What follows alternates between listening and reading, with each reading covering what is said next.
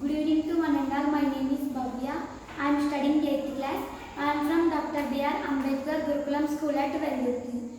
I would like to explain about the activity was doing for Mega Tinkering Day on 12th August. My project name was vacuum cleaner. In this project I use plastic bottle, motor, glue gun, flexible pipe, filtering paper, etc. Switch, fans, etc. I am taking one bottle and cut into two parts.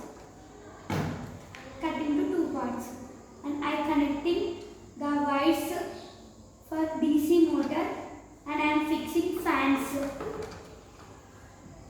and paste flexible pipe to the bottle. Then my vacuum cleaner is ready. It is working.